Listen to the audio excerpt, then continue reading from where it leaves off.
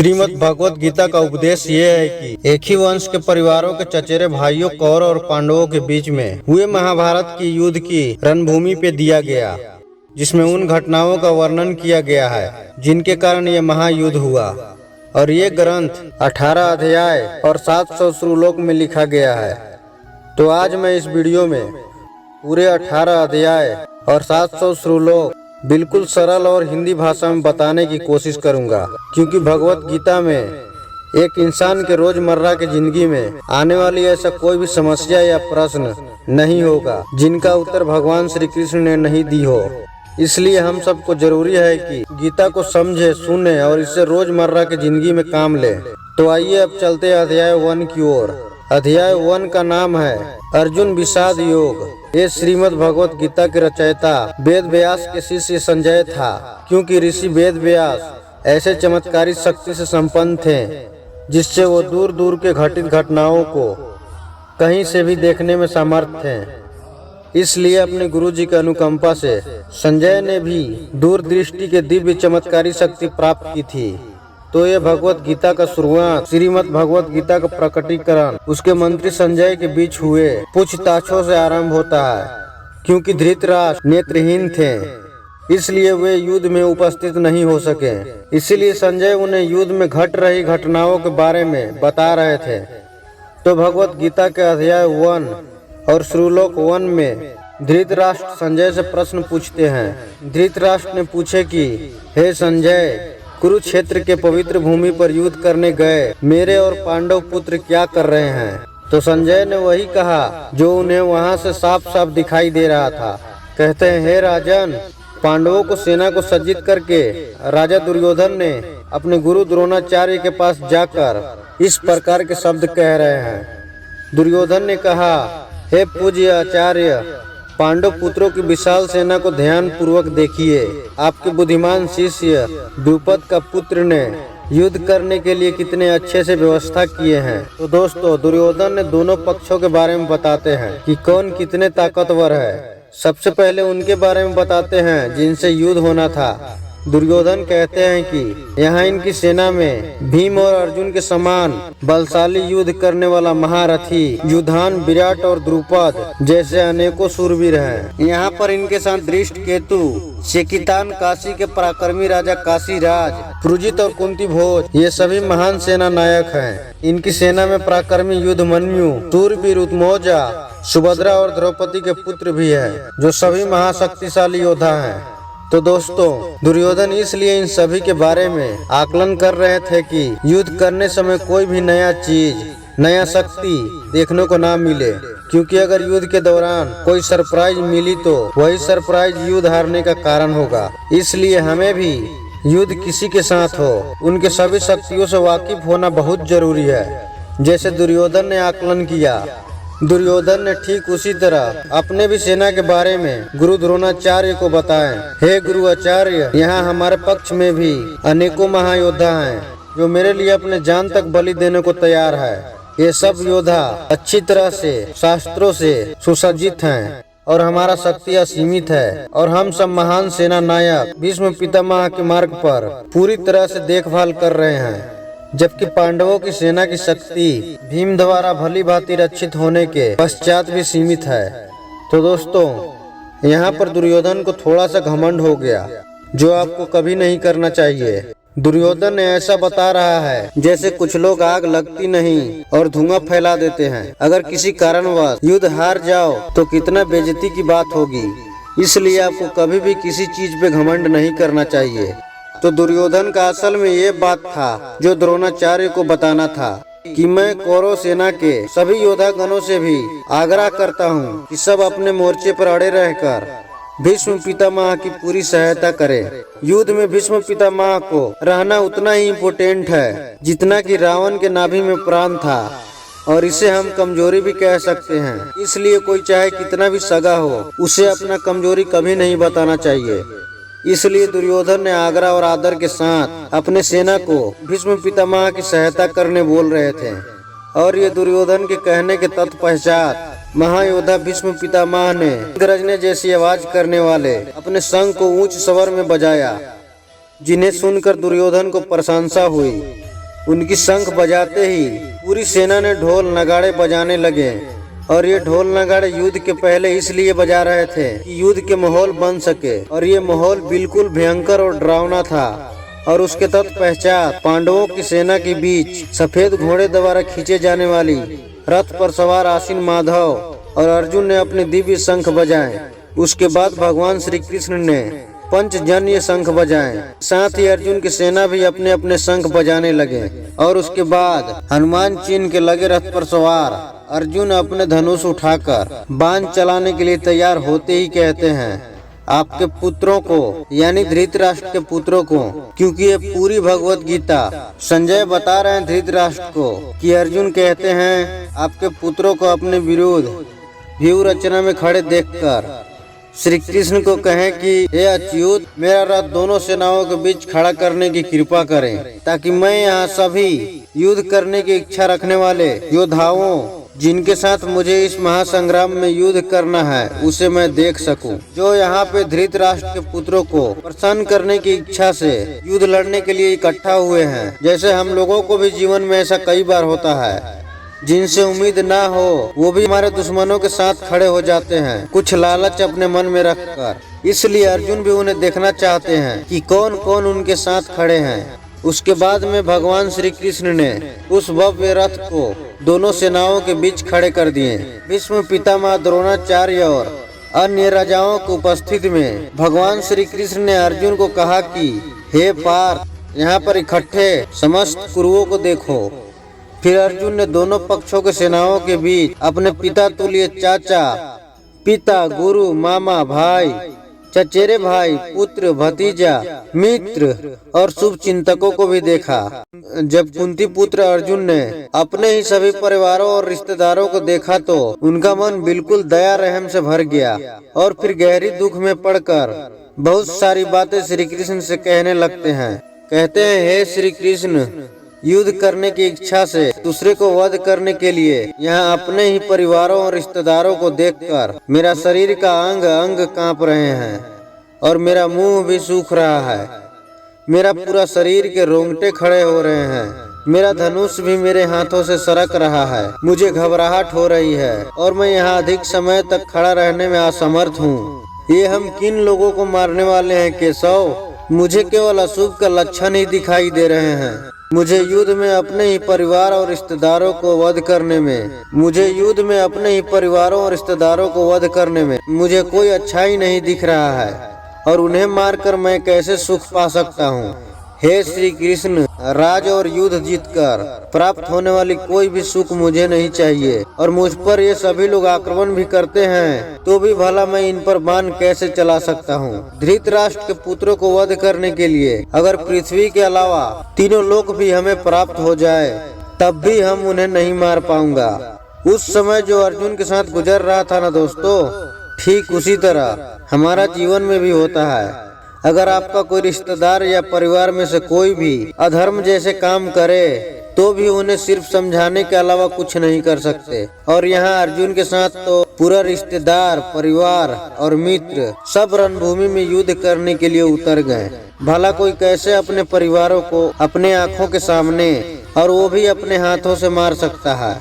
तो ये अध्याय 1 के 47 श्लोक थे, वो भी बिल्कुल आपको हिंदी में सुनाया हूँ। तो जुड़े रहिए हमारे YouTube चैनल के साथ। अगला अध्याय 2 में बताता हूँ कि अर्जुन के इस दुख से कैसे निकलते हैं बाहर, आखिर क्या समझाते हैं जो हमें रोजमर्रा के जीवन में श्री कृष्ण की एक एक बातें काम आती है। जय श्री कृष्णा।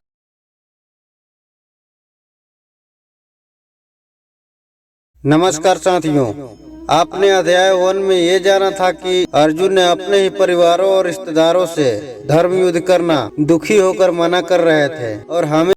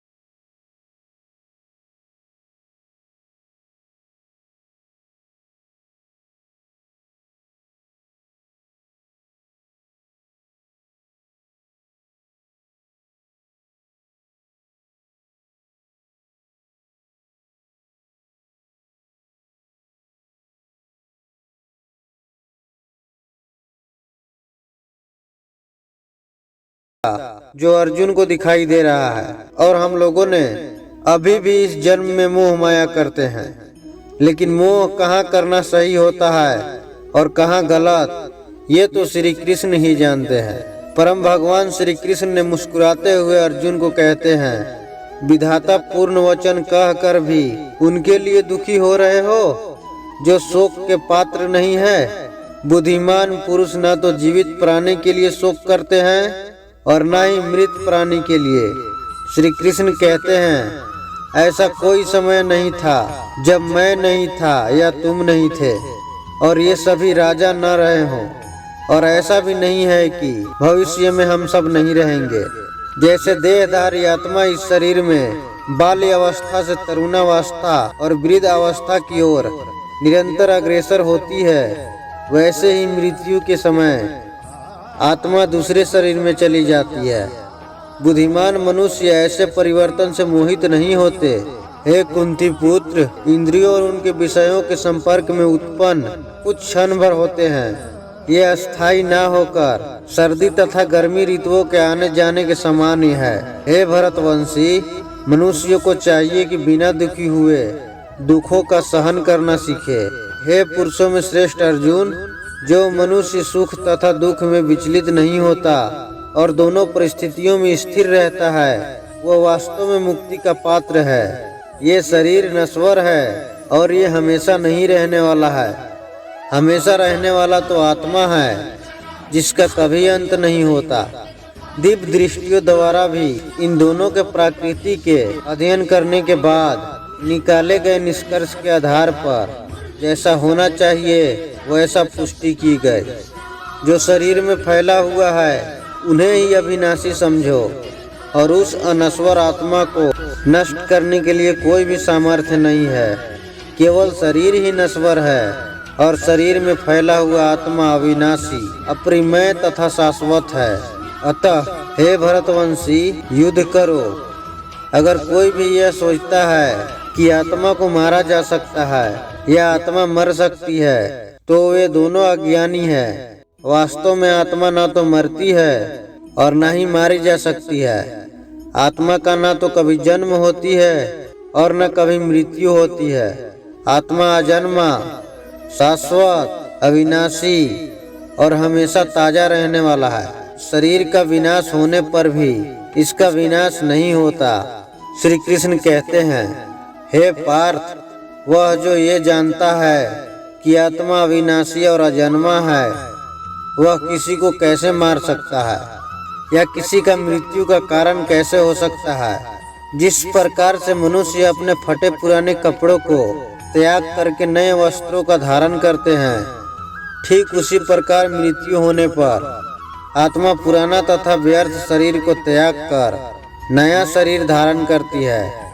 किसी भी शस्त्र द्वारा आत्मा को टुकड़ा नहीं किया जा सकता है और न ही अग्नि आत्मा को जला सकती है और न ही वायु इसको सुखा सकती है और न ही जल द्वारा गीला किया जा सकता है। श्री कृष्ण कहते हैं, यदि तुम ये सोचते हो कि आत्मा निरंतर जन्म लेती है और मरती है, तब तुम्हें ऐसी स्थिति में भी इस प्रकार शोक नहीं करना चाहिए। कुछ लोग आत्मा को आश्चर्य के रूप में देखते हैं और कुछ लोग ऐसे आश्चर्य बताते भी हैं और कुछ लोग ऐसे होते हैं जो इनके बारे में सुनकर भी कुछ समझ नहीं पाते। हे अर्जुन, शरीर में निवास करने वाली आत्मा अविनाशी है। तुम्हें किसी प्राणी के लिए शोक नहीं करना चाहिए। हे पार्थ, ऐसे लोग भाग्यशाली होते हैं जिन्हें बिना इच्छा किए धर्म की रक्षा करने के लिए युद्ध के ऐसे अवसर मिलते हैं। यदि फिर भी तुम इस धर्म युद्ध का सामना नहीं करना चाहता, तब तुम्हें निश्चित रूप से अपने सामाजिक कर्तव्यों का पालन नहीं करने का पाप लगेगा और तुम अपनी प्रतिष्ठा खो दोगे। लोग तुम्हें कायर और भगोड़ा कहेंगे। एक सम्मान करने योग्य व्यक्ति से बढ़कर तो मृत्यु है। जिन महायोद्धाओं ने तुम्हारे मान और प्रशंसा की सराहना की है, वे सब ये सोचेंगे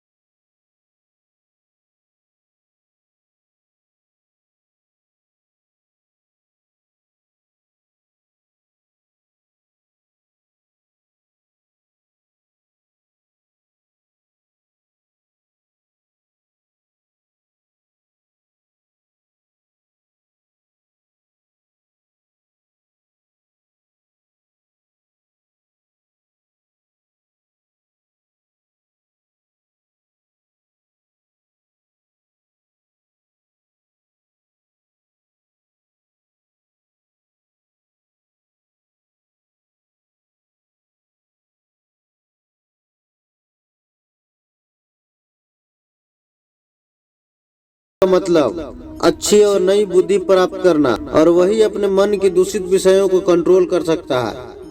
श्री कृष्ण कहते हैं, इसलिए हे महाबाहु अर्जुन, जो मनुष्यों इंद्रियों के विषय के भोग विलास से दूर रहता है, वह दृढ़ता से असाधारण मन और ज्ञान से जुड़ जाता है। जिसे सब लोग दीन समझते हैं, वह अपने मन और इंद्रियों को वश में करने वाला अज्ञानता यानी बेवकूफी की रात्रि है, तथा जो सब जीवों के लिए रात्रि है, वो ऋषि मुनियों को खुद को पहचानने के लिए दिन है। जिस मनुष्य ने अपनी सभी शरीर संबंधी इच्छाओं को त्याग कर दिया हो और अपने इंद्रिय तृप्त के लालसा, मालिकपन के भाव और अहंकार से रहित हो गया हो, वह पूर्ण शांति प्राप्त कर सकता है।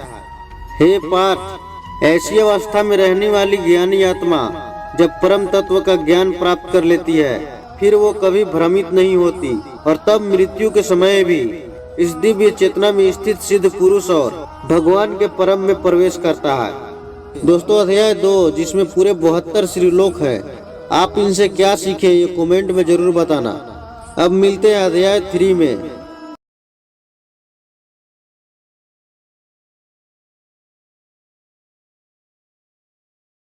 श्रीमद् भगवत गीता का अध्याय 3 है कर्मयोग। इस अध्याय के श्लोक 1 से 2 तक अर्जुन ने श्री कृष्ण से ये पूछते हैं, हे जनार्दन, यदि आप बुद्धि को कर्म से श्रेष्ठ मानते हैं, तब फिर आप मुझे इस भीषण युद्ध में भाग लेने के लिए क्यों कह रहे हैं? आपको ये अनेकों उपदेशों से मेरी बुद्धि भ्रमित हो गई है। कृपया मुझे निश्चित रूप से कोई ऐसा मार्ग बताएं जो मेरे लिए सर्वाधिक लाभदायक हो। परम कृपालु भगवान कहते हैं, हे निष्पाप अर्जुन, मैं पहले ही ज्ञान दय की प्राप्ति के 2 मार्गों का वर्णन कर चुका हूँ। ज्ञान योग उन मनुष्यों के लिए है जिनकी रुचि चिंतन में होती है, और कर्म योग उनके लिए है जिनकी रुचि कर्म करने में होती है। न केवल कोई कर्म से विमुख रहकर कर्म फल से मुक्ति पा सकता है, और न केवल शारीरिक संन्यास लेकर ज्ञान में सिद्ध अवस्था प्राप्त कर सकता है। कोई भी मनुष्य एक क्षण के लिए अकर्मा नहीं रह सकता। वास्तव में सभी प्राणी प्रकृति द्वारा 3 गुणों के अनुसार कर्म करने के लिए विवश हैं, जो अपनी कर्म इंद्रियों की ब्रह्मा रचना को तो नियंत्रित करते हैं, लेकिन जो मन से इंद्रियों का विषय का चिंतन करते हैं, वे निसंदेह स्वयं को धोखा देते हैं और पाखंडी कहलाते हैं। श्री कृष्ण कहते हैं, हे अर्जुन, लेकिन वे कर्मयोगी जो मन से अपनी ज्ञानी इंद्रियों को नियंत्रित करते हैं और कर्म इंद्रियों से बिना किसी मन के लगावों से कर्म में लगे रहते हैं, बिना किसी मन के लगावों के कर्म में लगे रहते हैं, वे वास्तव में श्रेष्ठ हैं। तो दोस्तों, ज्ञानी इंद्रियों और कर्म इंद्रियों के बारे में आपको विस्तार से समझाता हूँ कि इसका अर्थ होता क्या है। ज्ञान इंद्रिय शरीर का वे अंग होते हैं जिनसे हम किसी भी चीज के बारे में जान पाते हैं। जैसे मानव शरीर में 5 अंग, जो कान, त्वचा, आँख, नाक और जीभ होती है। कर्म इंद्रिय शरीर का वे अंग होते हैं जिनके द्वारा हम कोई काम करते हैं। जैसे में मुंह, लिंग, हाथ, गुद्दा और पैर, इन 5 को कर्म इंद्रिय कहा जाता है। श्री कृष्ण अर्जुन को कहते हैं, इसलिए तुम्हें निर्धारित होके वेदों में कहा गया कर्म करना चाहिए, क्योंकि निष्क्रिय रहने से कर्म करना श्रेष्ठ है। अगर आप कर्म को त्याग करते हो तो आपके शरीर का भरण पोषण कैसे होगा? श्री कृष्ण कहते हैं, परमात्मा के लिए यज्ञ के रूप में कर्मों का निष्पादन करना चाहिए, अन्यथा कर्म इस भौतिक संसार में बंधन का कारण बनेंगे। इसलिए हे कुंती पुत्र, भगवान के सुख के लिए और फल की चिंता किए बिना अपने नियति कर्म करो। श्री कृष्ण कहते हैं, सृष्टि के आरंभ में ब्रह्मा ने मानव जाति को उनके नियत कर्तव्यों सहित जन्म दिया और कहा कि इन यज्ञों का धूमधाम से अनुष्ठान करने पर तुम्हें सुख समृद्धि प्राप्त होगी और इनसे तुम्हें सभी वांछित वस्तुओं प्राप्त होगी। श्री कृष्ण कहते हैं, तुम्हारे द्वारा संपन्न किए गए यज्ञों से देवता प्रसन्न होंगे और मनुष्यों और देवताओं के मध्य सहयोग के परिणाम स्वरूप सभी को सुख समृद्धि प्राप्त होगी। तुम्हारे द्वारा संपन्न यज्ञों से प्रसन्न होकर देवता जीवन निर्वाह के वांछित आवश्यक वस्तुएं प्रदान करेंगे, किंतु जो प्राप्त उपहारों को उनको समर्पित किए बिना भोगते हैं, वो वास्तव में चोर होते हैं। जो भक्त यज्ञ का कोई भी पूजा में प्रसाद समर्पित करने के बाद भोजन ग्रहण करते हैं वे सभी प्रकार के पापों से मुक्त हो जाते हैं, किंतु जो अपनी इंद्रिय तृप्ति के लिए भोजन बनाते हैं वे वास्तव में पाप अर्जित करते हैं।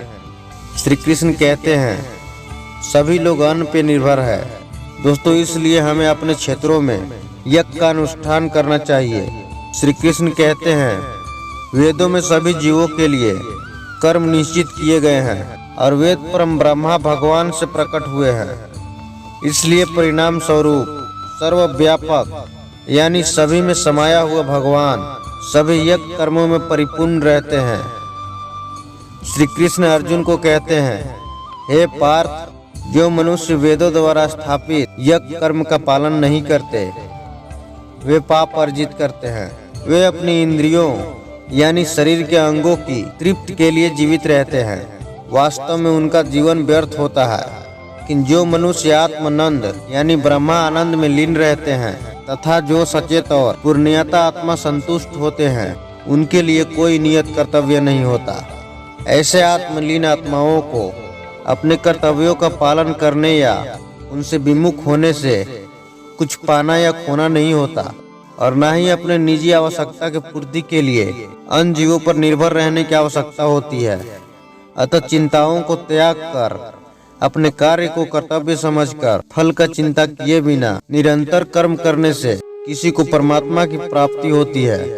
श्री कृष्ण कहते हैं राजा जनक और अन्य महापुरुषों ने अपने नियत कर्मों का पालन करते हुए सिद्धि प्राप्त की थी।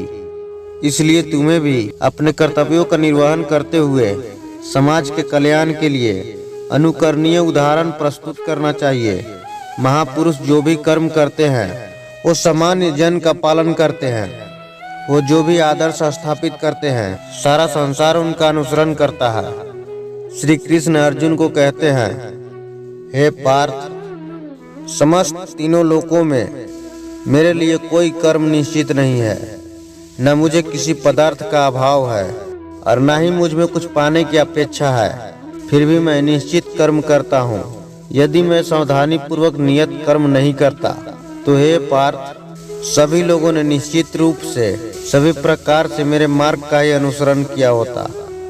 श्री कृष्ण कहते हैं यदि मैं अपने निर्धारित कर्म नहीं करता तब ये सभी लोग नष्ट हो जाते और मैं संसार में उत्पन्न होने वाली पाप और विरोधियों का जिम्मेदार होता और इस प्रकार से मानव जाति की शांति का विनाश करने वाला कहलाता। हे भरतवंशी, जैसे अज्ञानी लोग फल की कामना लेकर कर्म करते हैं उसी प्रकार बुद्धिमान मनुष्यों को उचित मार्ग की ओर चलने के लिए प्रेरित करते हुए अनासक्त रहकर कर्म करना चाहिए। ज्ञानवान मनुष्यों को चाहिए कि वे अज्ञानी लोग जो सफल कर्म करने में लगे रहते हैं उन्हें कर्म से रोककर उनकी बुद्धि में मतभेद उत्पन्न न करें। दोस्तों, कुछ लोग होते हैं ना, जब कोई काम करते हो तो वहाँ कोई दूसरा व्यक्ति आकर आपको रोकता है और कहता है ये करने से क्या फायदा, मत करो ये। इसलिए श्री कृष्ण कहते हैं कि कोई भी अज्ञानी पुरुष कोई अच्छा कर्म करे तो उससे जलकर उसे कर्म न करने का सलाह ना दे। श्री कृष्ण कहते हैं सभी जीव आत्मा अपने मिथ्या ज्ञान के कारण स्वयं को अपने सभी कर्मों का कर्ता समझती है, परंतु विश्व के सभी कार्य प्रकृति के 3 गुणों के अतिरिक्त संपन्न होती है। हे महाबाहु अर्जुन, तत्वज्ञानी आत्मा की पहचान गुणों और कर्मों से अलग करते हैं। वे समझते हैं कि इंद्रिय मन आदि के रूप में केवल गुण ही है जो इंद्रिय विषयों में संचालित होते हैं और इसलिए वे उनमें नहीं फंसते। श्री कृष्ण कहते हैं वे मनुष्य जो प्रकृति के गुणों के प्रभाव से मोहित होकर फल प्राप्ति के कामना के साथ अपने कर्म करते हैं, लेकिन बुद्धिमान पुरुष जो इस परम सत्य को जानते हैं उन्हें ऐसे अज्ञानी लोगों को विचलित नहीं करना चाहिए जिन लोगों का ज्ञान अल्प होता है। श्री कृष्ण कहते हैं अपने समस्त कर्मों को मुझको अर्पित करके और परमात्मा के रूप में निरंतर मेरा ध्यान करते हुए कामना और स्वार्थ से रहित होकर अपने मानसिक दुखों को त्याग कर युद्ध करो। जो मनुष्य अगाध श्रद्धा के साथ मेरे इस उपदेशों का अनुपालन करते हैं और दोष दृष्टि से परे रहते हैं वे कर्म के बंधनों से मुक्त हो जाते हैं, किंतु जो मेरे उपदेशों का दोष ढूंढते हैं वे ज्ञान के वंचित और विवेकहीन होते हैं। इन सिद्धांतों की उपेक्षा करने से वे अपने विनाश का कारण बनते हैं। श्री कृष्ण कहते हैं, बुद्धिमान लोग भी अपने प्रकृति के अनुसार कार्य करते हैं, क्योंकि सभी जीव अपने स्वाभाविक प्रकृति से प्रेरित होते हैं। तो किसी को बलपूर्वक रोकने से क्या प्राप्त हो सकता है। श्री कृष्ण कहते हैं, इंद्रियों के इंद्र विषयों के साथ स्वाभाविक रूप से शत्रुता होता है, किंतु मनुष्य को इनके अधीन नहीं होना चाहिए, क्योंकि ये आत्म कल्याण के मार्ग के अवरोधक शत्रु है। श्री कृष्ण कहते हैं, अपने नियत कार्यों को दोषी संपन्न करने से अच्छा तो अन्य निश्चित कार्यों को समुचित ढंग से करने से कहीं अधिक श्रेष्ठ होता है। वास्तव में अपने कर्तव्यों का पालन करते हुए मरना दूसरों के जोखिम से युक्त भयानक मार्ग का अनुसरण करने से मंगलकारी होता है। अर्जुन ने कहा, हे विष्णुवंशी श्री कृष्ण, इच्छा न होते हुए भी मनुष्य पाप कर्मों की ओर क्यों प्रवृत्ति होता है कि उसे बलपूर्वक पापों कर्मों में लगाया जाता है। परमात्मा श्री कृष्ण कहते हैं, अकेली काम वासना जो रोजोगुण के संपन्न में आने से उत्पन्न होती है और बाद में क्रोध का रूप धारण कर लेती है, इसे पाप के रूप में संसार को खाने वाला शत्रु समझो। जैसे अग्नि धुएं से ढकी रहती है, दर्पण धूल से घिरा रहता है, जैसे भ्रूण गर्भाशय से छिपा रहता है, उसी प्रकार से कामनाओं के कारण मनुष्य के ज्ञान पर आवरण पड़ा रहता है। श्री कृष्ण कहते हैं, हे कुंती पुत्र, इस प्रकार ज्ञानी पुरुष का ज्ञान भी असंतुष्ट कामना रूपी हर समय शत्रु से घिरा रहता है, जो कभी संतुष्ट नहीं होता और अग्नि के समान जलता रहता है। इंद्रिय, मन और बुद्धि को कामना की जन्म भूमि भी कहा जाता है, जिनके द्वारा यह ज्ञान को घेर लेती है और देहधारियों को मोहित करती है। इसलिए हे भरतवंशियों में श्रेष्ठ, प्रारंभ से ही इन इंद्रियों को नियंत्रण में रखकर कामना रूपी शत्रु का वध कर डालो, जो पाप का मूत्र रूप तथा ज्ञान और आत्मबोध का विनाशक है। इंद्रियों से परे मन है और मन से परे बुद्धि है, और जो बुद्धि से परे है वह काम है। इसलिए काम को जानकर अपने द्वारा अपने आप को वश में करके, हे महाबाहु, तुम इस काम रूपी दुर्जय शत्रु को वध करो। अध्याय 3 के 43 श्लोक यहीं से खत्म होती है। अब मिलते हैं अगले अध्याय 4 में। जय श्री कृष्णा।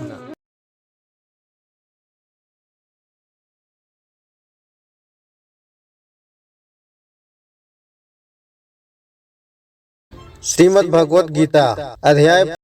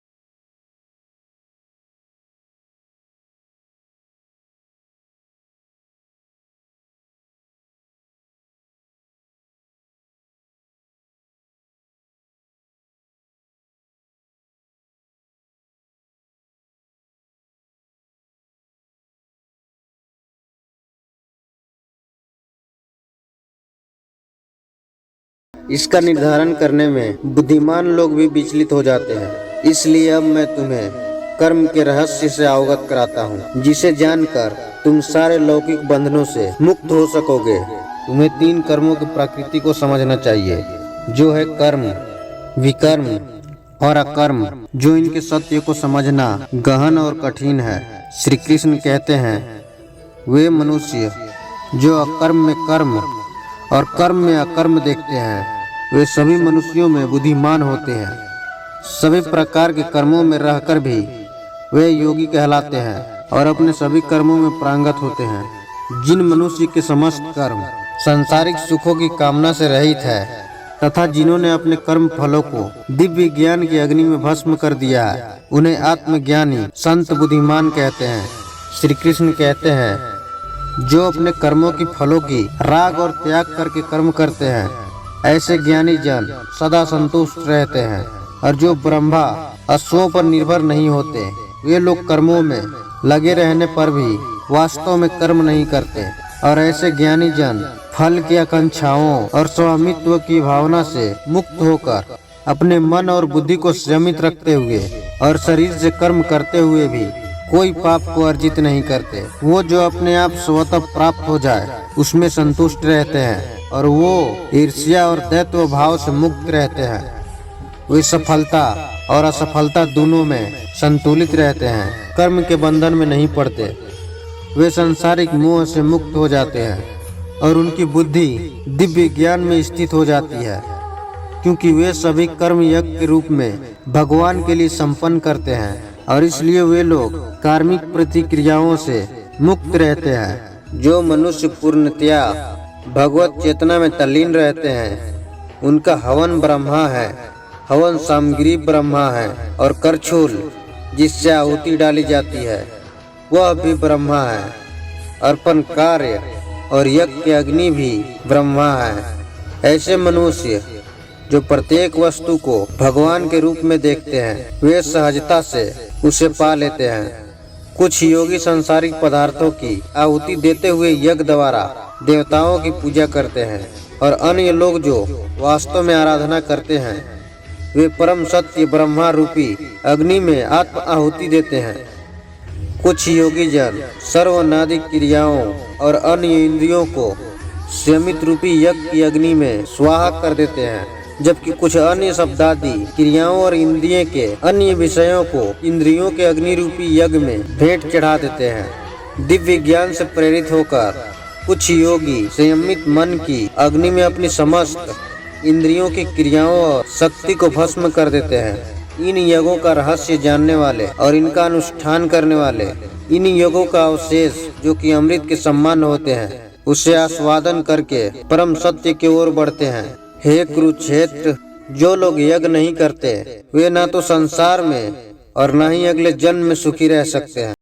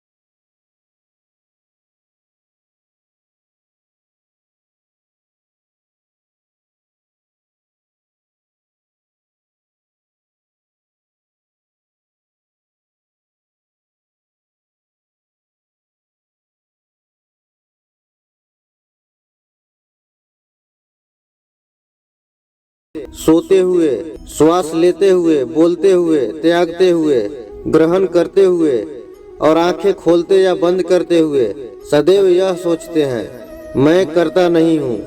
और दिव्य ज्ञान के आलोक में वे यह देखते हैं कि भौतिक इंद्रियां ही केवल अपने विषयों में क्रियाशील रहती है। वे जो अपने कर्म फल भगवान को समर्पित कर सभी प्रकार से आसक्त रहित होकर कर्म करते हैं, वे पाप कर्म से उसी प्रकार से अछूते रहते हैं जिस प्रकार से कमल के पत्ते को जल स्पर्श नहीं कर पाता। योगी जन आसक्ति को त्याग कर अपने शरीर, इंद्रिय, मन और बुद्धि द्वारा केवल अपने शुद्धिकरण के उद्देश्य से कर्म करते हैं।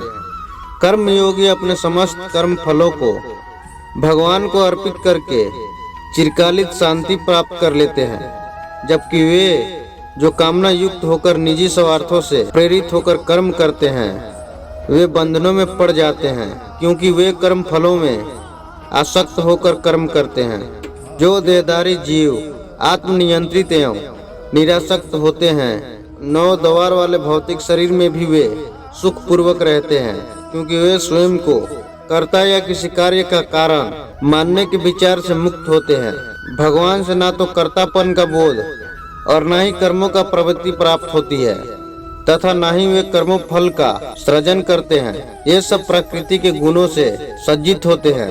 सर्वव्यापी परमात्मा किसी का पापमय कर्मों या पुण्य कर्मों में स्वयं को लिप्त नहीं करते, किंतु जीव आत्माएं मोहग्रस्त रहती है, क्योंकि उनका वास्तविक आत्मिक ज्ञान से आच्छादित रहता है। किंतु जिनकी आत्मा का ज्ञान दिव्य ज्ञान से विनष्ट हो जाता है, उस ज्ञान से परम तत्व का प्रकाश उसी प्रकार से प्रकाशित हो जाता है जैसे दिन में सूर्य के प्रकाश से सभी वस्तुएं प्रकाशित हो जाती है। वे जिनकी बुद्धि भगवान में स्थिर हो जाती है और जो भगवान में सच्ची श्रद्धा रखकर उन्हें परम लक्ष्य मानकर उनमें पूर्णतया तलीन हो जाते हैं, वे मनुष्य शीघ्र ऐसी अवस्था में पहुंच जाते हैं जहां से फिर कभी वापस नहीं आते और उनके सभी पाप ज्ञान प्रकाश से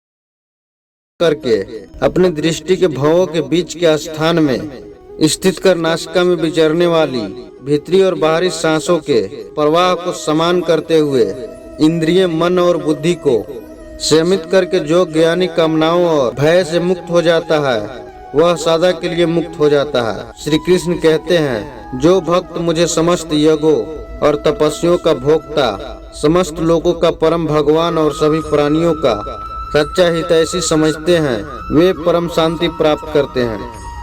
तो अध्याय 5 का 29 श्लोक खत्म हो गया। मिलते हैं अध्याय 6 में। जय श्री कृष्णा।